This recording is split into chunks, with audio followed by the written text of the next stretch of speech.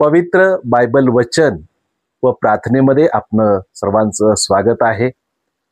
आज लूकऋषी वर्तमान 10वा अध्याय आणि त्याच्या 38 ते 42 वचनामध्ये आपण एक प्रसंग वाचतो, विशेष करून 42व्या वचनामध्ये.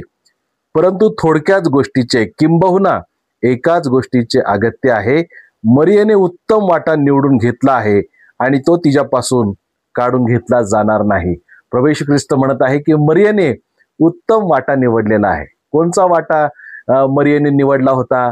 आणि येशू म्हणत आहे की तिने उत्तम वाटा निवडलाय. तर मरिया काय करत होती?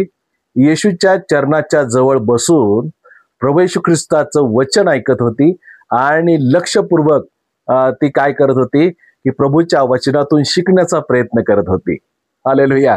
आणि प्रभू येशू ख्रिस्ताला हे जाणवलं की मरिया माझं वचन काळजीपूर्वक ऐकत आहे. हालेलुया. आणि म्हणून येशू म्हणाला की मरियेने उत्तम वाटा निवडलेला आहे आणि तो तिच्यापासून कोणी काढून घेणार नाही. माझ्या भावांनो, बहिणींनो, मला असं तुम्हाला सांगू द्या, प्रभू येशू ख्रिस्ताचं वचन ऐकणं आणि प्रभू येशू ख्रिस्ताकडं प्रार्थना करणं हा उत्तम वाटा आहे. हालेलुया. आणि हा उत्तम वाटा आमच्या आयुष्यामध्ये उत्तम आणि चांगले, उत्तमातील उत्तम आशीर्वाद घेऊन येणारे आहेत. हालेलुया.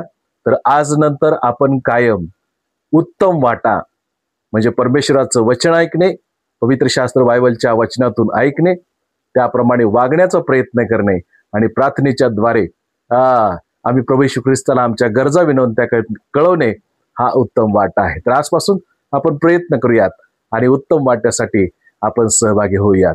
आमेन. प्रार्थना करू.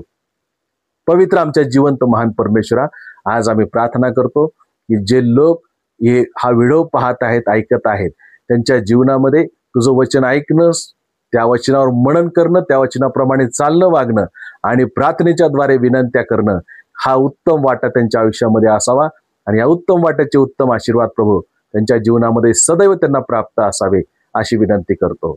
येशूच्या नावात मागितलं. आमेन. आमेन. आमेन. God bless you. God bless.